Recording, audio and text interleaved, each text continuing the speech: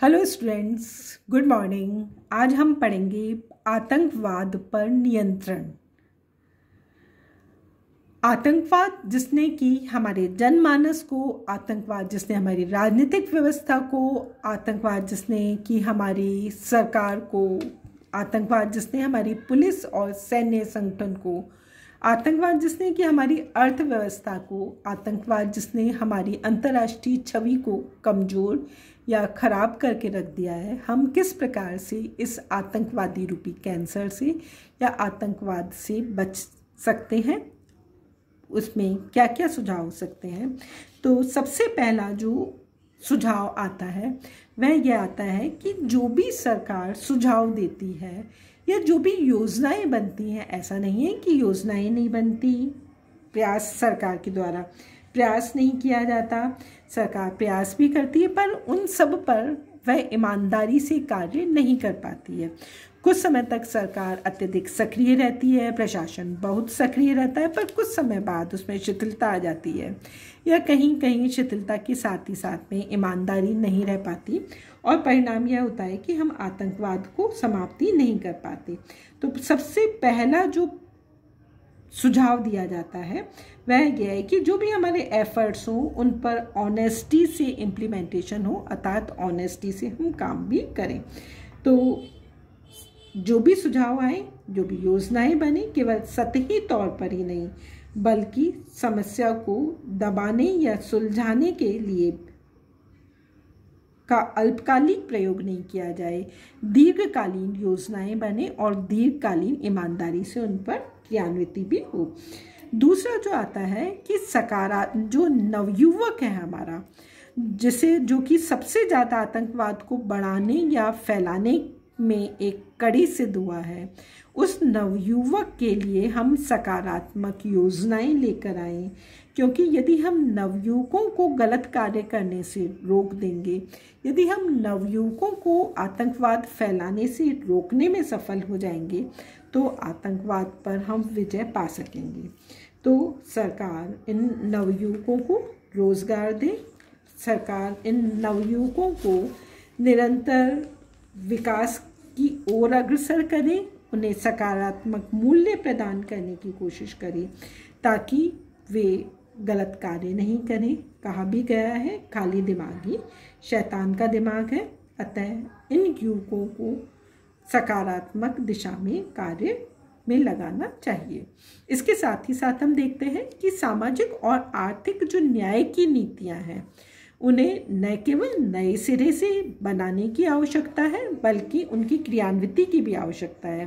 हमारा संविधान कितनी भी सामाजिक आर्थिक समानता की बात करता हो, हमारा संविधान कितनी भी न्याय की बात करता हो, परंतु सभी इस बात से भली भांति परिचित हैं कि सभी लोगों को न्याय प्राप्त नहीं हो पा रहा है। समाज में अभी भी अव्यवस्था है, संदेह है, अविश्वास है, तो इस सब को दूर किया जाए। इसके साथ ही साथ हम देखते हैं कि सरकार को, प्रशासन को विश्वसनीयता बढ़ाने का प्रयास करना चाहिए। जब तक लेजिटिमेसी नहीं होगी, जब तक सरकार अपनी कार्यों को की औचित्यपूर्ण नहीं बनाएगी, तब तक वह विश्वसनीय भी नहीं होगी और जब तक विश्वसनीय नहीं होगी ये आतंकवादी गतिविधियां निरंतर बढ़ती चली जाएंगी। तो सरकार, प्रशासन अपनी विश्वसनीयता को बढ़ाने की कोशिश करे, वह अपने कार्यों में पारदर्शिता लेके आए, अपनी नीतियों में भी पारदर्शिता लेकर आए।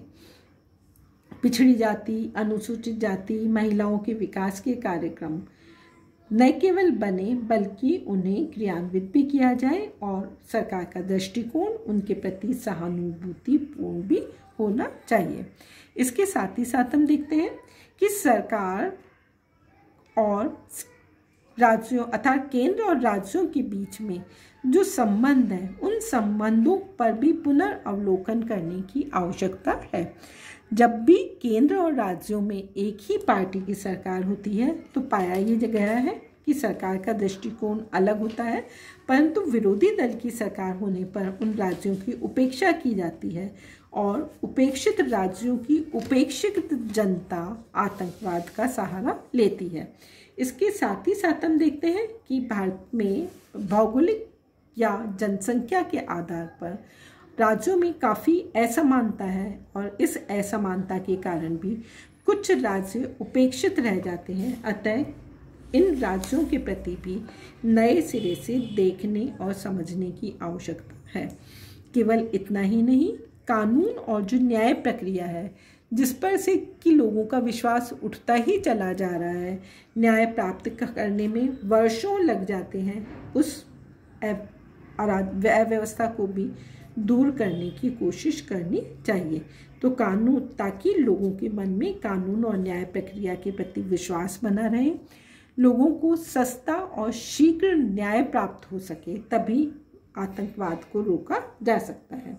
इसके साथ ही साथ में संवैधानिक जो प्रावधान है उनका सही तरीके से प्रयोग भी या सही भावना से प्रयोग किया जाना चाहिए। संविधान ने सभी को समान अधिकार दिए हैं। संविधान उत्पादन के साधनों के समान वितरण में विश्वास करता है, परंतु हम सभी इस बात से भली भांति परिचित हैं कि देश के आर्थिक जो संसाधन है वे मुट्ठी भर लोगों के हाथों में सिमट कर रह गए हैं। तो ऐसी स्थिति में संविधान पर लोगों की आस्था नहीं बन पाती है। अतः संवैधानिक प्रावधानों का सही तरीके से प्रयोग किया जाना चाहिए। इसके साथ ही साथ हम देखते हैं कि जो पुलिस और सुरक्षा बल है उसकी शक्ति में भी कुछ वृद्धि करनी चाहिए, क्योंकि अनेकों बार पुलिस और सुरक्षा बल के हाथों में शक्ति ही नहीं होती। वे चाहकर भी लोगों को गलत कार्य करने से नहीं रोक पाते, या शक्ति नहीं होने के कारण उनका खौफ आतंकवादियों तक नहीं पहुंचता। आतंकवादी मनमानी करते हैं। अतः पुलिस और सुरक्षा बल को भी न केवल शक्ति दी जाए बल्कि तुरंत निर्णय करने का अधिकार भी दिया जाए कि वह आतंकवाद का सही तरीके से मुकाबला कर सकें। इसके साथ ही साथ हम देखते हैं कि पुलिस तथा सुरक्षा बलों की शक्ति में वृद्धि के साथ ही साथ में जो राष्ट्रीय समस्याएं हैं उनमें जनता की सहभागिता में वृद्धि की जाए। लोकतंत्र तभी सफल होगा जब जनता की सहभागिता होगी। जितनी अधिक सहभागिता होगी, राष्ट्रीय समस्याओं का समाधान उतना अधिक शीघ्रता से और अच्छा हो सकेगा। अतः जनता शासन की समस्याओं को हल करने के लिए विभिन्न माध्यमों के द्वारा जनता की सहभागिता में वृद्धि की जानी चाहिए। इसके साथ ही साथ में इन आतंकवादी गतिविधियों को जो सबसे अधिक प्रोत्साहन मिलता है या जो दिग्भ्रमित किया जाता है वह विदेशी सरकारों के द्वारा किया जाता है। उनके द्वारा न केवल अस्त्र शस्त्र दिए जाते हैं, आर्थिक सहायता दी जाती है, टेप या विभिन्न माध्यमों से उनके मस्तिष्क को बरगलाया जाता है। अतः उस पर रोक लगाई जानी चाहिए।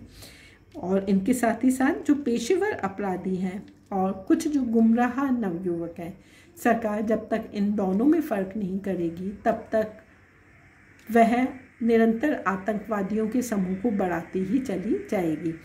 जैसे ही एक गुमराह युवक को सरकार के द्वारा या कानून व्यवस्था के द्वारा दंड दिया जाता है, वह सैकड़ों या हजारों नवयुवकों को आतंकवाद बनाने की दिशा में